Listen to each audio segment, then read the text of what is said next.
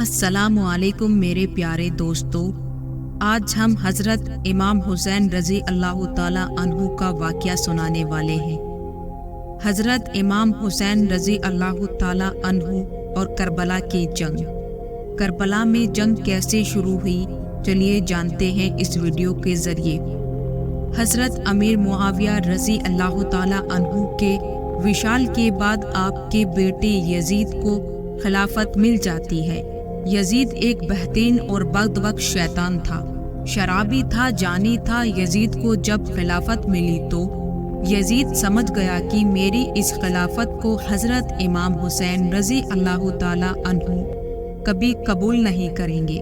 اس لیے یزید نے ہی مدینہ منورہ کے گورنر ولید بن عتبہ کو خط لکھا کہ حسین ابن علی، عبداللہ ابن عمر اور عبداللہ ابن زبیر رضی اللہ تعالیٰ عنہ کو میری بیعت کو مانے، اگر وہ بات کو نہ مانے تو ان پر ظلم و ستم کرنا۔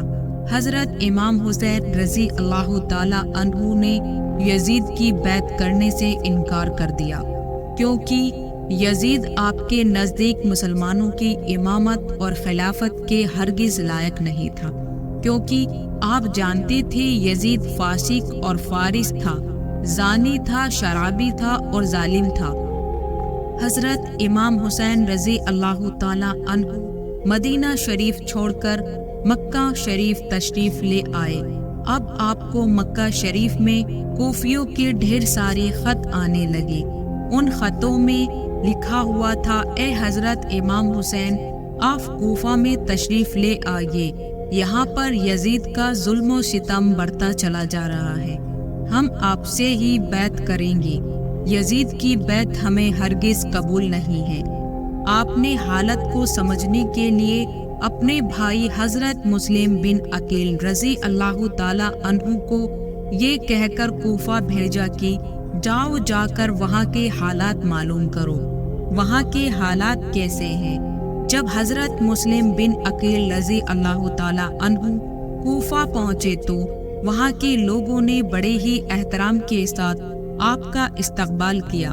حضرت مسلم بن عقیل رضی اللہ تعالیٰ عنہ کے ہاتھوں میں 18,000 لوگوں نے بیعت کر لی، اور حضرت مسلم بن عقیل رضی اللہ تعالیٰ عنہ نے اپنے بھائی حضرت امام حسین رضی اللہ تعالیٰ عنہ کے نام ایک خط روانہ کر دیا، جس میں آپ نے لکھا کہ یہاں کے حالات بالکل صحیح ہیں اور 18,000 لوگوں نے بیعت بھی کر لی ہے، لہٰذا آپ کوفہ جلد سے جلد تشریف لے آئیں۔ لیکن جب یزید نے ان لوگوں کو یہ دھمکیاں دی تو وہ لوگ آپ کی بیعت سے مکر گئے اور حضرت مسلم بن عقیل کو شہید کر دیا۔ کوفہ کے حالات اتنے بدل چکے تھے کہ وہ لوگ جو حضرت مسلم بن عقیل سے محبت کا دعویٰ کر رہے تھے، اب وہی لوگ آپ کی جان کے دشمن بن گئے۔ وہی دوسری طرف مکہ کے مسلم بن عقیل کا بھیجا ہوا خط حضرت امام حسین رضی اللہ تعالیٰ عنہ تک پہنچ چکا تھا، جس خط میں لکھا ہوا تھا کہ کوفہ کے حالات بہت اچھے ہیں، آپ جلد سے جلد تشریف لے آئیں۔ لہٰذا حضرت امام حسین رضی اللہ تعالیٰ عنہ نے فوراً کوفہ جانے کی تیاری شروع کر دی۔ حضرت امام حسین رضی اللہ تعالیٰ عنہ نے اپنے تمام اہل خانہ کے ساتھ کوفہ کے لیے روانہ ہوئے۔ یہاں حضرت امام حسین رضی اللہ تعالیٰ عنہ کوفہ کے لیے چل پڑے۔ حضرت امام حسین ابن علی کو حضرت مسلم بن عقیل کی شہادت اور کوفہ کی بے وفائی کی خبر اس وقت ملی جب آپ مکہ شریف سے کوفہ کی طرف روانہ ہو چکے تھے۔ جب آپ کوفہ شہر کے بالکل قریب پہنچ گئے تو آپ کو یزیدی فوج نے روکنے کی کوشش کی۔ حضرت امام حسین رضی اللہ تعالیٰ عنہ نے فرمایا کہ میں تم لوگوں کے بلانے پر ہی کوفہ شہر میں آیا ہوں، اگر تم لوگ چاہتے ہو کہ میں کوفہ میں نہ آؤں تو مجھے واپس جانے دو، میں جانے کے لیے تیار ہوں۔ یزیدی فوج نے حضرت امام حسین کو کوفہ شہر میں داخل نہیں ہونے دیا، لہٰذا حضرت امام حسین نے اپنے پورے قافلے کے ساتھ اپنا راستہ بدل لیا چلتے چلتے جب آپ ایک چٹانیے میدان پہنچ گئے تو آپ نے ایک شخص سے سوال کیا کہ یہ کون سی جگہ ہے، اور اس شخص نے کہا اس جگہ کو کربلا کا میدان کہا جاتا ہے۔ آپ نے فوراً اپنے پورے لشکر کو حکم دیا کہ یہیں پر خیمہ لگا دیا جائے، لہٰذا اس طرح سے حضرت امام حسین رضی اللہ تعالی عنہ کربلا میں پہنچے۔ یزیدی فوج کو جب اس بات کا علم ہوا کہ حضرت امام حسین نے اپنا خیمہ کربلا کے میدان میں لگایا ہوا ہے، تو یزیدی فوج نے بھی فوراً کربلا کے میدان میں پہنچنا شروع کر دیا۔ یزید کی جو فوج کربلا پہنچ رہی تھی، ان کی سپر سلاحی ان کے ساتھ کر رہا تھا۔ حضرت امام رضی اللہ تعالی عنہ نے ابن سعد سے کہا کہ یا تو مجھے یزید کے پاس لے چلو یا پھر مجھے اپنے شہر مکہ مکرمہ واپس جانے دو، لیکن ابن سعد نے دونوں باتوں سے کوئی بھی بات قبول نہیں کی اور وہ آپ کو بیعت کرنے پر مجبور کرتا رہا، لیکن آپ نے اس کی ایک بھی بات نہیں مانی۔ دن گزرتے گئے اور 3 محرم کا دن آ گیا۔ اب ظالم یزید نے حضرت امام حسین رضی اللہ تعالی عنہ کے سامنے 22,000 سپاہیوں کا لشکر بھیج دیا۔ دوسری طرف حضرت امام حسین کے ساتھ 82 لوگ تھے، جس میں عورتیں اور بچے بھی شامل تھے۔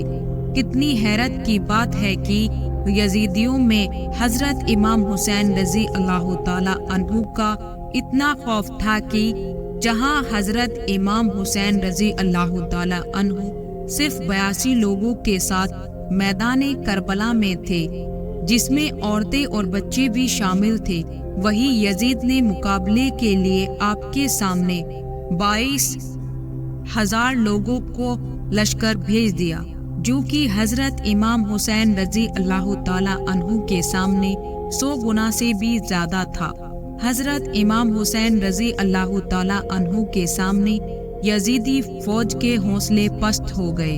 آخر کار انہوں نے یہ فیصلہ کیا کہ اگر حضرت امام حسین رضی اللہ تعالی عنہ کو ہرانا ہے تو ان کا پانی بند کرنا پڑے گا، تبھی اس کا مقابلہ کیا جا سکتا ہے۔ دن گزرتے گئے اور 7 محرم کا دن آ گیا، اور 7 محرم کو ہی یزیدی فوج نے حضرت امام حسین رضی اللہ تعالی عنہ کے قافلے والوں پر پانی بند کر دیا۔ آپ کو بتاتے چلیں کہ کربلا کے میدان میں پانی کا کوئی بھی انتظام نہیں تھا سوائے نہر فرات کے، لیکن 7 محرم کے دن نہر فرات کا پانی بھی حضرت امام حسین کے خیمے والوں لوگوں کے لیے بند کر دیا گیا۔ حضرت امام حسین رضی اللہ تعالی عنہ اور ان کے ساتھ موجود تمام جوان لوگ تو اس پیاس کو برداشت کر رہے تھے، لیکن چھوٹے چھوٹے بچے اور عورتوں کا پیاس کی وجہ سے برا حال ہو چکا تھا۔ فوج یزید جو چاروں طرف سے حضرت امام حسین کے گھر والے اور تمام ساتھیوں کو گھیرے ہوئے تھی، انہوں نے یہ طے کیا کہ اب 9 محرم کے دن امام حسین کو قتل کر دیا جائے۔ حضرت امام حسین نے حضرت عباس سے کہا، عباس جاؤ یزید کی فوج کے پاس اور ان سے کہو ہمیں ایک رات اللہ تعالیٰ کی عبادت کرنے کے لیے دی جائے۔ جب حضرت عباس نے یزیدی فوج سے ایک رات کی مہلت کے لیے کہا تو انہوں نے آپ کی بات مان لی۔ جب تک 9 محرم کی تاریخ آئی تو تب تک حضرت امام حسین رضی اللہ تعالی عنہ کو یہ یقین ہو چکا تھا کہ یزید کی فوج کا مقصد صرف اور صرف مجھے شہید کرنا ہے، اس کے علاوہ یزید کو کچھ بھی کرنے کے لیے تیار نہیں ہے۔ اس لیے حضرت امام حسین نے 9 محرم کی رات میں اپنے تمام خیمے والوں کو ایک جگہ پر اکٹھا کیا اور آپ نے کہا کہ یہ بات تو طے ہو چکی ہے، یہاں پر موجود سبھی لوگ 1-2 دن کے اندر شہید کر دیے جائیں گے، اس لیے یہاں موجود آپ میں سے جو بھی ابھی واپس لوٹنا چاہتا ہے وہ لوٹ سکتے ہیں۔ حضرت امام حسین نے فوراً خیمے میں جل رہے تمام دیوں کو بجھوا دیا اور اندھیرا کروا دیا تھا۔ ताकि जो लोग भी जाना चाहे वो बेझिझक चला जाए। थोड़ी देर बाद दियों को दोबारा जलाया गया तो सारे के सारे लोग बैठे आंसू बहा रहे थे, यानी कोई भी हजरत इमाम हुसैन रजी अल्लाह ताला अन्हु को छोड़कर जाने के लिए तैयार नहीं था। आखिरकार 10 मुहर्रम का दिन आया और हजरत इमाम हुसैन और यजीद की फौज के बीच जंग होना शुरू हो गई।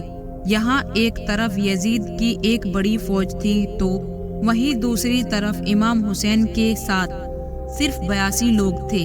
इतने में फौज यजीद का हमला शुरू हो जाता है और हर शहीद शहादत का जाम पीता गया। तभी और शहीद होते हैं तो कभी कासिम शहीद होते हैं, तो कभी अली अकबर शहीद होते हैं, तो कभी औन मोहम्मद शहीद होते हैं। 3 दिन के प्यासे इमाम हुसैन के घर वाले और तमाम अफराद यजीदी फौज से जंग करते रहे और एक एक के शहीद होते गए। हजरत अब्बास अलंबरदार से हजरत इमाम हुसैन के 6 महीने के बेटे अली असगर की प्यास नहीं देखी गई। आपने एक मस्तीजा लिया और घोड़े पर सवार होकर नहरे फुरात के किनारे पहुंच गए और आपने एक मस्तीजा भर लिया, लेकिन जब आप पानी लेकर वापस लौटने लगे तो यजीदी फौज ने आपके ऊपर लगातार बरसना शुरू कर दिया था।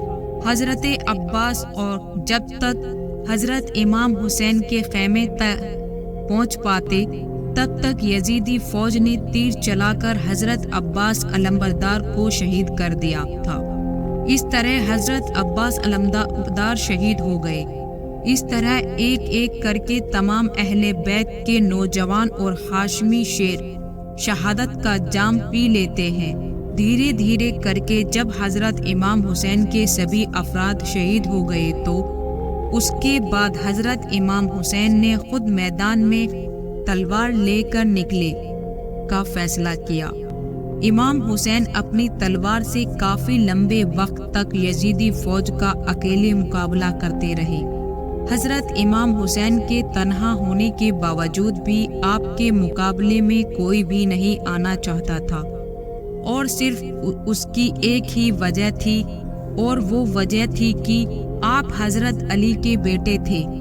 उस वक्त यजीद फौज के एक कमांडर इब्ने साद को ये यकीन हो जाता था कि हम किसी भी तरह से हजरत अली के बेटे का मुकाबला नहीं कर सकते हैं। इसलिए उसने अपने तमाम फौजियों को इमाम हुसैन पर एक साथ मिलकर हमला करने के लिए कहा, लेकिन उसके बावजूद भी इमाम हुसैन लगातार ये साबित कर रहे थे कि बातिल चाहे तादाद में कितना भी हो, लेकिन वो हक और सच के मुकाबले में बिल्कुल भी टिक नहीं सकता। जब हुसैनियत और यजीदियत के बीच बड़ी ही खतरनाक जंग चल रही थी कि इसी बीच अचानक से नमाज़े असर का वक्त हो गया। हजरत इमाम हुसैन ने ऐसे मुश्किल वक्त और जख्मी हालत में भी असर की नमाज पढ़ने का इरादा किया।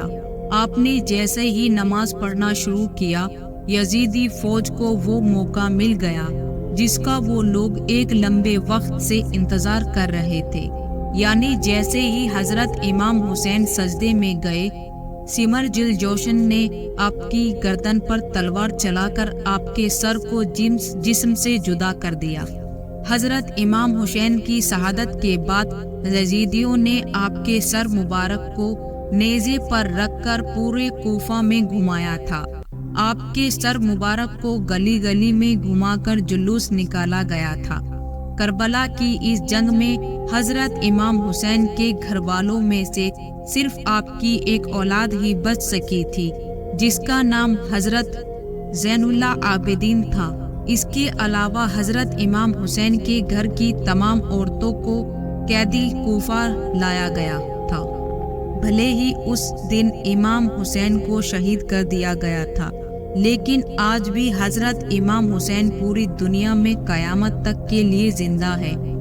यजीद डूब गया, शाम के अंधेरों में हुसैन चमकते हैं दुनिया में रोशनी की तरह। दोस्तों, अगर आपको ये वीडियो पसंद आई हो तो ویڈیو کو لائک کریں، اپنے دوستوں کے ساتھ شیئر کریں اور ایسے ہی ویڈیوز پانے کے لیے ہمارے چینل کو سبسکرائب کر دیں۔